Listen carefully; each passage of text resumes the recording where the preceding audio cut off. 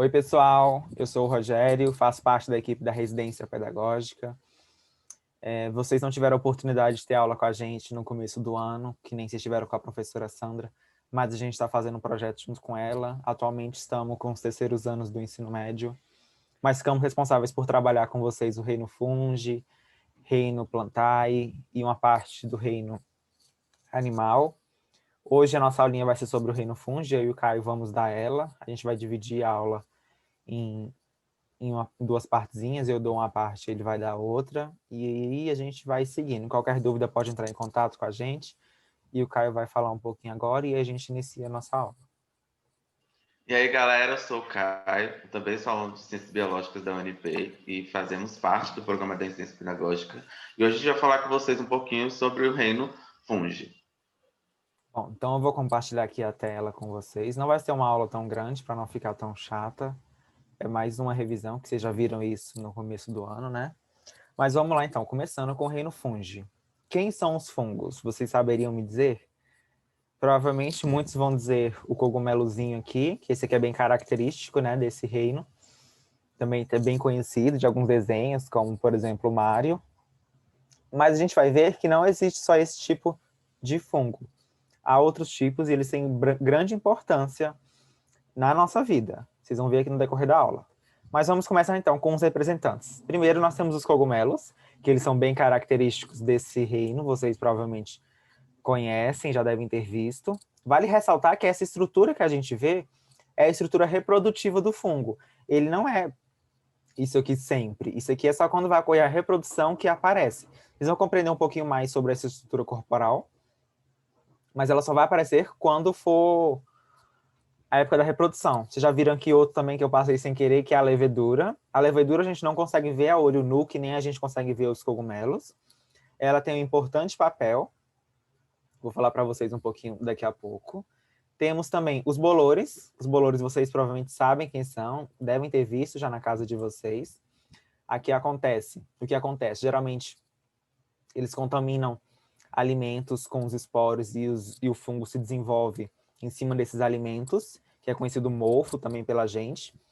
Geralmente contaminam alimentos ricos em carboidratos e alimentos ácidos.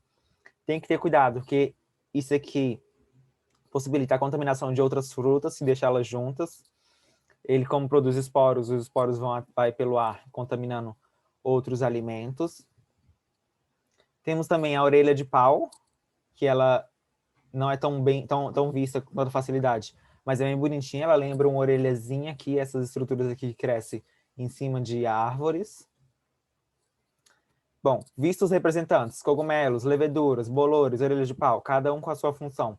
Vamos compreender um pouquinho sobre as características gerais desse reino, o reino Fungi. O que o define como sendo um reino? Bom, os fungos eles podem viver no solo, na água ou no corpo de outros seres. No corpo de outros seres, eles podem causar doenças, como o pé de atleta, micoses na unha, talvez vocês já tenham visto também. Eles são eucariontes. O que quer dizer que eles são eucariontes? O material genético dele é delimitado por uma membrana, que é a carioteca. Vimos que nos procariontes isso não ocorre. Eles têm organelas membranosas, têm um citoesqueleto. Geralmente não. Os procariontes não têm esse citoesqueleto, não têm essas organelas membranosas. Os eucariontes também têm ribossomos mais complexos do que os procariontes, fazendo com que os fungos sejam eucariontes. Eles podem ser tanto unicelulares quanto multicelulares. Unicelulares geralmente são as leveduras e multicelulares o restante dos outros fungos. Isso não é regra, mas porque tudo na biologia é exceção, né? Mas geralmente é isso. Unicelulares são as leveduras e multicelulares os restantes dos outros fungos. A forma de alimentação dele é heterotrófica extracorpórea. Mas como é que é isso? Heterotrófica não produz o seu próprio alimento como a gente conhece nas plantas.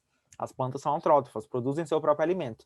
E extracorpórea, como isso é feito? Eles vão lançar uma enzima aonde eles querem. Por exemplo, se um esporo caiu numa fruta e começa a se desenvolver, o que eles vão se alimentar, eles vão lançar essas enzimas, as enzimas vão fazer a degradação, a digestão, e eles reabsorvem esses nutrientes necessários para o seu desenvolvimento, beleza? Além disso, podem ser saprofágicos ou parasitas. Saprofágicos são decompositores, são extremamente importantes na ciclagem de nutrientes para a manutenção da vida de plantas. E muitas florestas, biomas, eles são extremamente importantes. Ou podem ser parasitas, causam doenças. Como eu já falei, pé de atleta, tem outras doenças que eu vou falar para vocês mais para frente e vocês vão ver um pouquinho melhor sobre isso. Bom, gente, além disso, a parede celular deles é de quitina e a reserva energética é o glicogênio. Isso aqui é muito importante ressaltar, uma característica bem importante que as provas podem cobrar, porque geralmente há a comparação do reino planta, do fungo e do animalia. Sempre acham que o reino planta é mais próximo do reino animal do que o reino fungo, mas isso não acontece. Nossa reserva energética do reino animal é o glicogênio, assim como os fungos. Isso faz com que ele fique mais próximo no cladograma da gente. Já no reino plantar, a reserva energética deles é o amido. Então, distanciando eles um pouco mais do nosso parentesco. Beleza? A organização corporal dos fungos. Bom, ela é bem característica do grupo. Ele é formado por filamentos, que são denominados hifas. O que são os filamentos? Nada mais são do que, imagina vários fios, todos entrelaçados juntos assim, formando um grande aglomerado. Eu vou mostrar a imagem, vai ficar melhor para ser visto. Essas hifas, esse conjunto de aglomerados de várias hifas vão formar o que a gente conhece como micélio. Então, o conjunto de hifas vai ser o micélio, certo? Essas hifas, elas podem ser septadas ou cenocíticas. Septadas, que vai possuir septos na divisão, vou mostrar na imagem, vai ficar melhor. Ou cenocítica, que não tem septo. Elas podem ser dicarióticas ou monocarióticas. Dicarióticas apresentam 2 núcleos por septo ou quando não há septo. E monocariótica apresenta um núcleo só. Vou mostrar na imagem, vai ficar melhor para ser visto. Aqui, ó. Nós temos as hifas, esse conjunto de hifas é denominado de micélio. As hifas, deixa eu já botar outra imagem. Elas podem ser septadas, tá vendo esses pequenos septos aqui, ó? Ou não septadas, que nem essa imagem aqui de baixo. Elas podem ser dicarióticas, com 2 núcleos, ou monocarióticas, a gente só vê um núcleozinho aqui, ó. Entendeu essa parte? Conjunto de hifas é micélio. As hifas formam o corpo, esse corpo de frutificação aqui do fungo. E elas podem ser septadas ou não, dicarióticas ou monocarióticas. Além disso, o micélio ele pode ser reprodutivo, ou corpo de frutificação, como eu falei para vocês, ou pode ser vegetativo, que é mais para absorção. Vamos ver as imagens aqui, ó. Como eu falei para vocês, o corpo de frutificação ou reprodutivo, que é essa estrutura aqui, só vai aparecer quando estiver na época de reprodução, para a produção de esporos. E ó, vale ressaltar que eu não falei anteriormente, mas as hifas, elas se estendem por todo o substrato em que ela está aderido. É por isso que não é simplesmente você chegar, pegar um alimento, essa parte aqui está com fungo, vou tirar essa parte e vou comer. Não, tem que ter cuidado, porque as hifas, elas se estendem por toda a superfície que ela está aderida, e isso a gente não consegue ver, porque é muito pequenininho, né? Microscópico, não dá para ver. Então tem que ter cuidado na alimentação, porque os fungos eles podem ser tóxicos, produzem toxinas. Muita gente fala, fungo é alucinógeno e tal, mas não é simplesmente isso, não é sempre isso. Tem que ter cuidado, não é qualquer fungo que você pode pegar e falar, vou comer, porque existem fungos que são comestíveis. Isso geralmente são especialistas que conseguem ver se pode comer ou não, porque pode ser muito perigoso, eles produzem toxinas que podem levar à morte. Aqui é tipo um tipo de corpo de frutificação, é bem bonitinho, bem característico dos fungos. E aqui é um vegetativo. Apesar de dar para ver aqui o corpo de frutificação, eles estão aderidos no substrato e as suas hifas são estendidas para sua manutenção onde eles estão, beleza? Os principais grupos, quem vai trabalhar vai ser o Caio, e eu volto daqui a pouquinho com vocês. Então, como o professor Rogério falou, agora a gente vai ver os principais grupos que compõem o reino fungi. E aqui a gente tem um cladograma desses 4 principais grupos mostrando a filogenia, ou seja, o parentesco que ele tem um com os outros, mostrando que o primeiro ali que surgiu, o mais basal, é o Chytridiomycetum. Depois houve o surgimento do Zygomycetum, depois do ascomiceto e do basidiomiceto. Lembrando que esses dois grupos aqui foram os mais estudados e são os grupos que geralmente são cobrados em provas. A gente vai explicar um pouquinho sobre cada um deles a seguir. Então, o primeiro grupo, o Chytridium-miceto, é predominantemente aquático. E é um grupo também que pode ser uni ou multicelular. Ou seja, podem ser encontrados com uma célula ou com várias células. Entretanto, eles apresentam aqui, hifas cenocíticas, ou seja, elas não possuem septo, como o professor Rogério já explicou anteriormente. Então, nós vamos encontrar esse grupo com hifas cenocíticas. Uma característica desse grupo é que a maioria são saprófagos, ou seja, eles são decompositores, e como eles estão ali predominantemente no meio aquático, eles vão ser decompositores de plantas, algas, protozoários e alguns animais. E também podem ser parasitas. Importante também dizer que são fungos que possuem flagelos, o que faz sentido quando estão predominantemente encontrados no meio aquático. O próximo grupo é o zigomiceto, que é o conhecido como os bolores, o bolor negro do pão, que é bastante conhecido porque já vimos, às vezes esquecemos aquele pão ali por um tempo, e o fungo com os esporos, aquele esporo germina e ele começa a se desenvolver. Entretanto, esse fungo ele não vai ter ali corpos de frutificação. O que a gente vê aqui são os esporângios liberando esporos que vão ser produzidos assexuadamente, ou seja, a gente não tem aqui o encontro de gametas. A maioria, nesses casos, também são saprófagos e alguns são parasitas, e eles são decompositores de matéria orgânica. Não formam corpo de frutificação, como eu falei, apesar de ter essa haste com esporângio que vai produzir esporos. E as hifas são cenocíticas, ou seja, elas não possuem septos. O próximo grupo, e é um grupo bastante conhecido, ele pode ser encontrado de duas formas. Dessa forma aqui, que a gente chama de ascomiceto, que forma o asco, ou em forma de levedura, que é unicelular. O ascomiceto, o asco, que geralmente, na maioria das vezes, são multicelulares. Por isso que eles podem ser considerados, no caso de leveduras, podem ser encontrados unicelulares ou multicelulares, no caso aqui desse fungo. Nesse grupo, as hifas são septadas. No caso desse fungo aqui, as hifas são septadas, ou seja, elas possuem septo. Apesar de serem hifas septadas, existem poros que vão fazer a comunicação entre o citoplasma para a troca de nutrientes e alimento por toda a hifa e o micélio. São exímios decompositores, e são importantes quando se fala do processo de reciclagem de matéria orgânica do meio ambiente. E um exemplo bastante conhecido é a Saccharomyces cerevisiae, que é aquele popular fermento de padaria ou fermento biológico, ou seja, a gente compra a levedura e a gente usa para poder, por exemplo, fazer com que o pão cresça. A partir do momento que ocorre a fermentação, o que acontece? É liberado gás carbônico, e esse gás carbônico faz com que o pão, com que o bolo cresça. O outro grupo também bastante conhecido e bastante estudado é o basidiomiceto. O basidiomiceto, eles apresentam também esses corpos de frutificação, entretanto, o ascomiceto apresenta em forma de cálice, já os basidiomicetos em forma de guarda-chuva. Eles são conhecidos como os cogumelos, são saprófagos, saprófitas, são conhecidos como cogumelos. Algumas espécies são saprófitas, algumas são comestíveis, como shiitake, shimeji, e, entretanto, alguns também podem ser tóxicos e alucinógenos, como o professor Rogério já tinha falado. Nesse grupo, as hifas são septadas.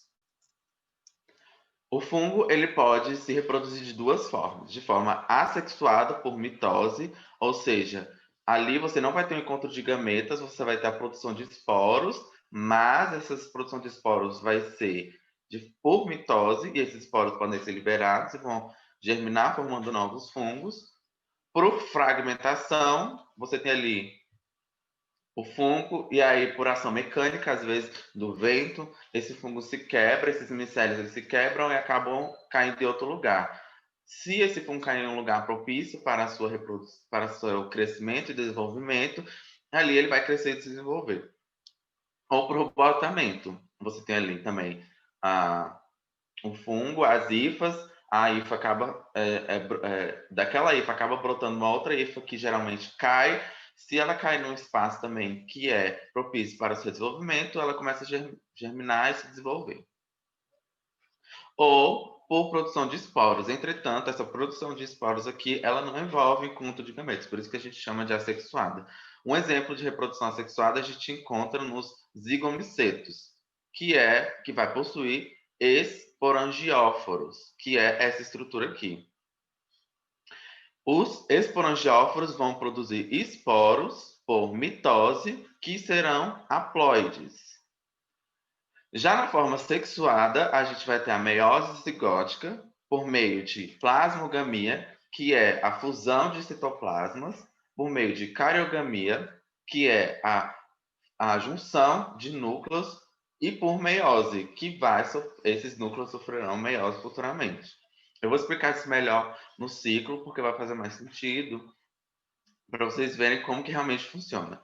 Um exemplo do grupo que faz reprodução sexuada são os basidiomicetos, que vão possuir os basídeos, que produzirão os basidiósporos. Então, aqui a gente consegue ver a estrutura reprodutiva do fungo, que são os basídeos, e aqui embaixo nós teremos os basidiósporos, que são os esporos.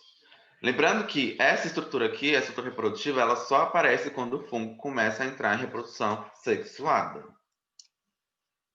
Tá, mas então como que é esse ciclo de vida? Como que faz pra gente, como que funciona? Como que realmente acontece toda essa reprodução que a gente falou anteriormente?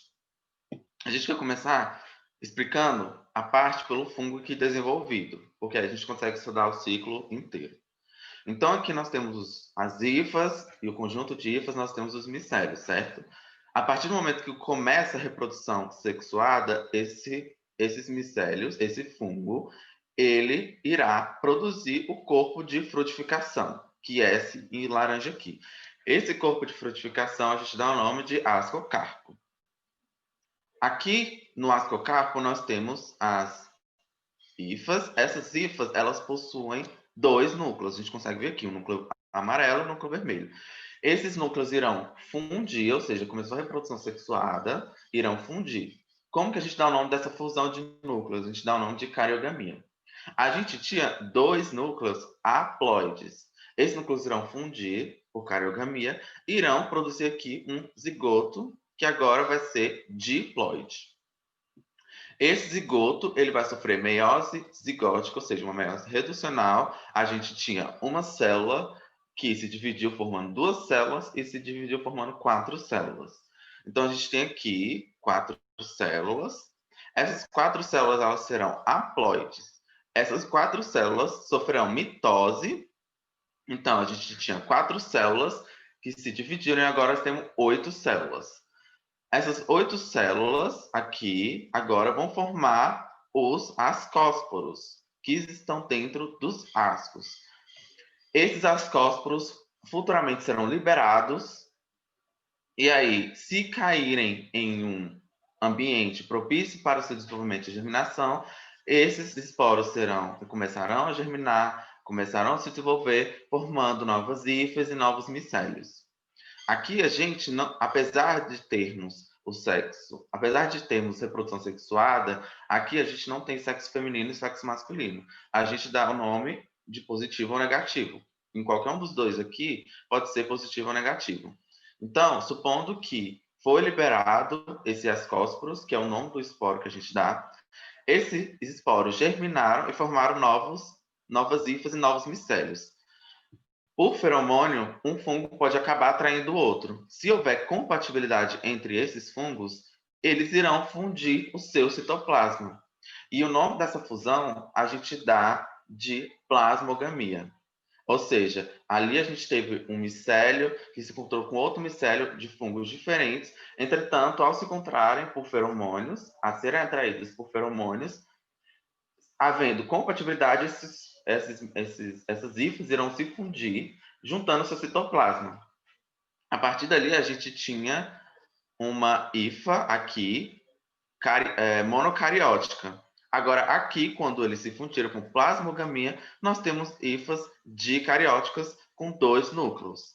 Quando começa a reprodução sexuada, que houver a junção, que vai haver a junção desses núcleos, a gente tem então aqui a formação do corpo de frutificação, o ascocarpo, e depois nós temos o ciclo todo novamente. Então, revisando, nós vamos ter o ascocarpo, Então, revisando novamente, nós vamos ter o corpo de frutificação do ascocarpo, os núcleos irão se fundir, formando um zigoto. Esse zigoto vai sofrer meiose reducional, formando 4 novos núcleos. Esses novos núcleos irão sofrer mitose, formando 8 núcleos. Esses 8 núcleos formarão novas células, que serão chamadas de ascósporos. Esses ascósporos serão os esporos que serão liberados, que poderão germinar ou não, dependendo do ambiente em que se encontra, um ambiente propício. Havendo o desenvolvimento desses esporos, novas hifas e novos micélios, por feromônios, uma hifa pode acabar encontrando outra e, havendo compatibilidade, essas hifas irão se fundir. Ou seja, você tem aí a junção de 2 citoplasmas, ou seja, a gente chama isso de plasmogamia. E a partir daí, a gente tem o ciclo completo do ascomiceto. Aqui uma imagem melhor para a gente poder ver a estrutura do ascocarpo, das hifas. Então, aqui a gente tem a estrutura dos micélios e das hifas. A partir do momento que começa a reprodução sexuada, a gente tem a formação do ascocarpo. As células irão se fundir por cariogamia, formando um núcleo 2N diploide. Esse núcleo sofrerá meiose reducional. Depois, os 4 núcleos sofrerão mitose, e aí serão produzidos novos ascósporos. Esses ascósporos poderão ser liberados, germinando e formando novos fungos. Agora, a gente vai falar um pouquinho do basidiomyceto. Por que a gente estuda esses 2 grupos? Porque eles são os principais e são que geralmente são cobrados em provas. Por isso que é importante saber o ciclo de vida deles, o ciclo de reprodução. Começando também aqui, já pelos corpos de frutificação, a partir do momento que começa a reprodução sexual dos basidiomycetos, vai haver a formação desse corpo de frutificação, que a gente dá o nome de basidiocarpo. Lá no ascomiceto, a gente tinha o corpo de frutificação em forma de cálice, o ascocarpo. Aqui, em forma de guarda-chuva, o basidiocarpo. O basidiocarpo vai conter aqui essas lamelas. Na ponta dessas lamelas, a gente vai ter o quê?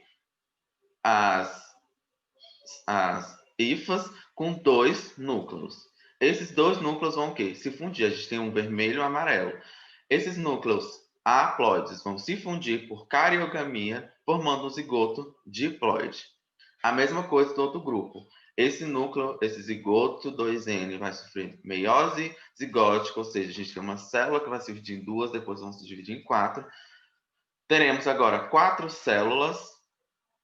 Essas 4 células, elas serão e formarão novos esporos que serão chamados de basidiósporos. Lembrando que esses basidiósporos serão liberados e poderão germinar ou não. Esses basidiósporos, eles são haploides, porque como a gente está falando de meiose reducional, a gente tem diminuição no material genético. Esses basidiósporos vão ser liberados e vão germinar e se desenvolver. A partir do momento que eles encontram um lugar propício para o seu germinação e desenvolvimento, eles vão começar a crescer, formar novas hifas e novos micélios. Aqui a gente consegue ver isso. Ou seja, houve a germinação dos basidiósporos. Essas novas hifas, elas vão crescer e se desenvolver.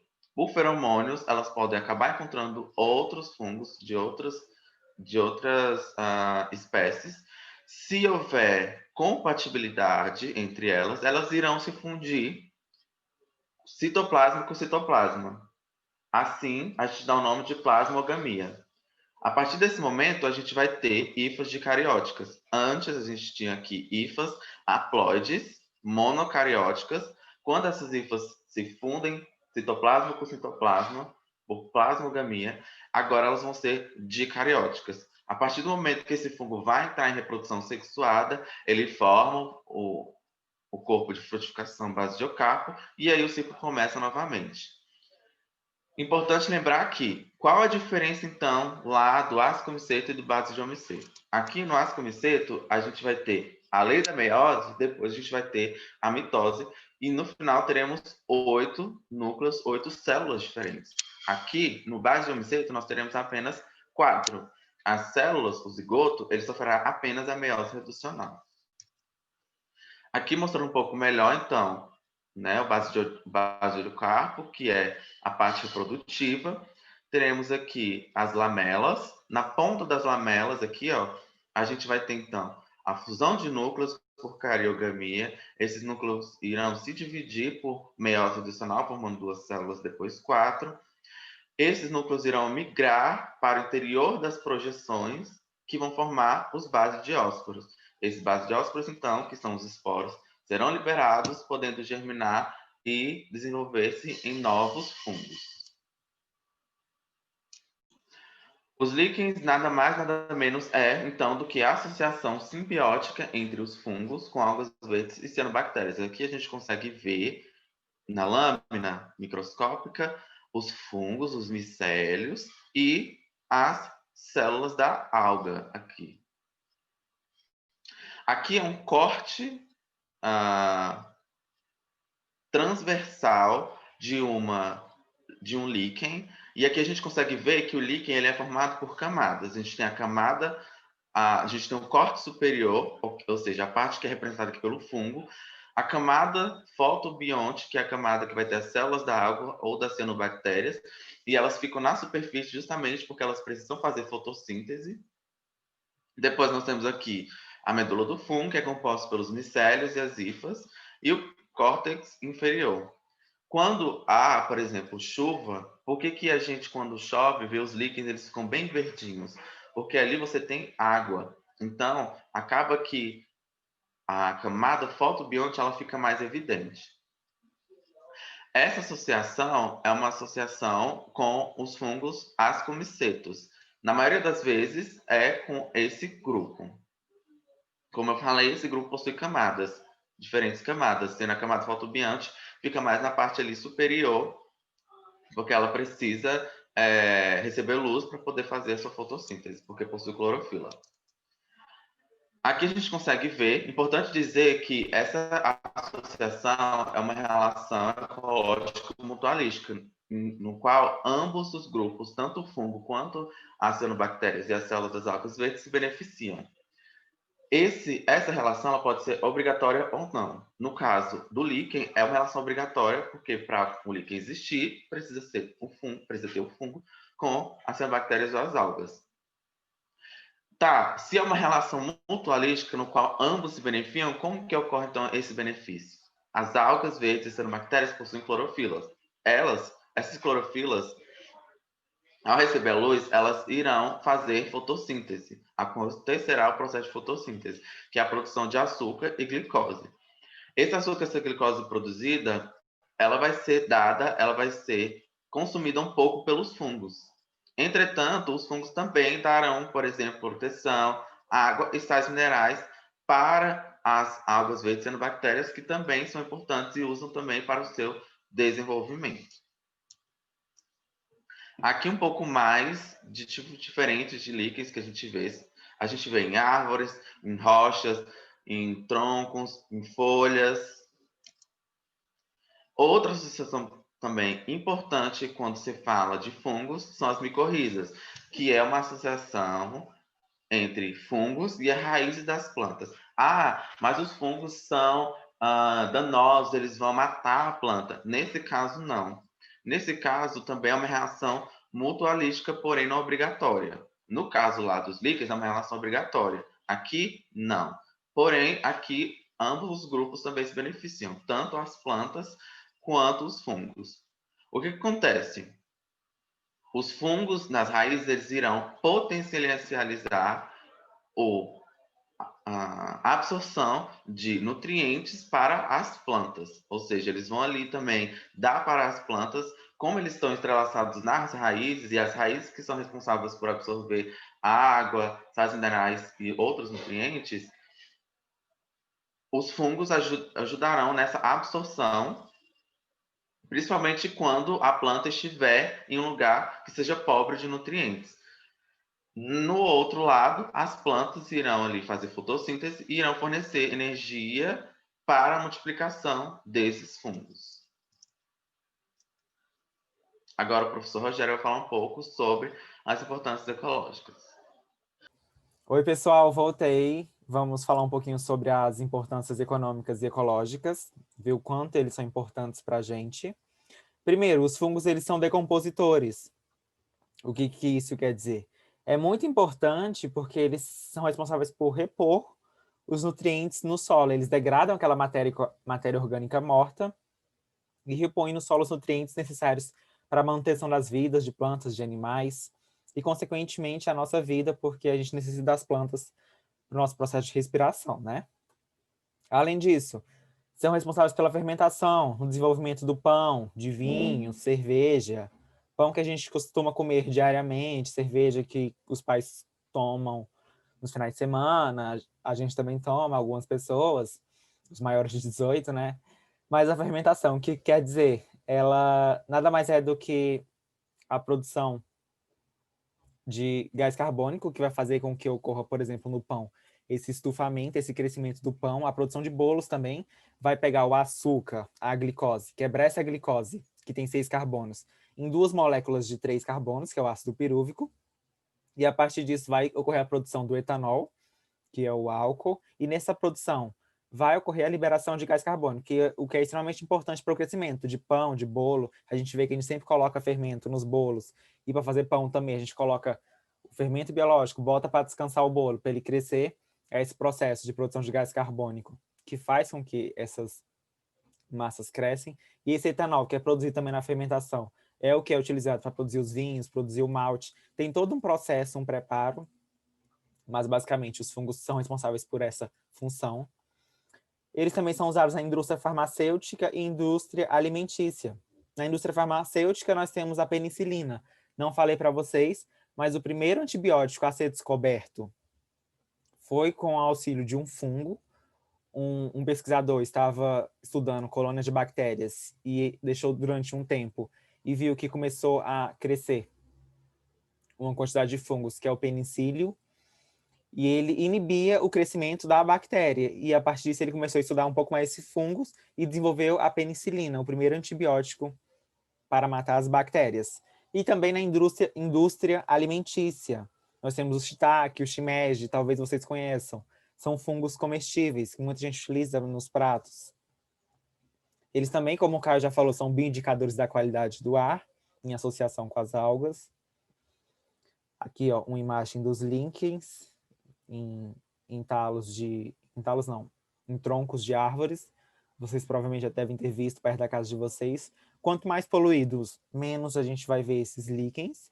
Na UNB, por exemplo, lá tem uma fazenda, que é a Fazenda Água Limpa, e a gente vê uma infinidade de líquens, várias formas, tipos e cores. É bem legal. Quanto menos poluição no ambiente, mais a gente vê essas estruturas. E temos também as doenças causadas por fungos. Vou citar aqui alguns exemplos, talvez vocês conheçam. Temos o pano branco, que talvez vocês já tenham visto, dá pequenas manchas na pele. Isso são causados por fungos, são micoses. Tem a tinha, que às vezes dá também no corpo, pode dar nos dedos do pé, devido à umidade. A candidíase pode dar na boca pela ingestão dos fungos, e também pode ser uma doença, uma infecção sexualmente transmissível. As micoses de unha ou pé de atleta, que muita gente conhece, que geralmente fica com a meia durante muito tempo, e aí tem muita umidade, é ótimo para o fungo se desenvolver. Então é importante não ficar utilizando roupas molhadas, nem cuecas, essas calcinhas, essas coisas, porque pode levar ao desenvolvimento de fungos. E tem a histoplasmose, que é uma doença que é a inalação dos esporos dos fungos, geralmente está mais próximo de alguns tipos de aves, eles vivem mais nessas estruturas e aí pode levar a infecção da via respiratória e desencadeia um processo de infecção no nosso corpo. Então, basicamente, com os fungos é isso. A gente vai ter uma aulazinha sobre... Uma aula não, uma revisãozinha a partir de questões para treinar um pouco mais sobre essa aula. Vou parar de compartilhar aqui a tela. E basicamente é isso. Qualquer dúvida pode entrar em contato com a gente. Estamos aqui à disposição. Assistam a aulazinha também de exercício. Vai fixar melhor o conteúdo e a gente vai tirando dúvidas a partir de questões. Vamos vendo como cair isso em provas. Falhou até a aula de plantas e animais. Vamos estar lá. Um É beijo nóis, e gente. até É isso. mais. Beijo.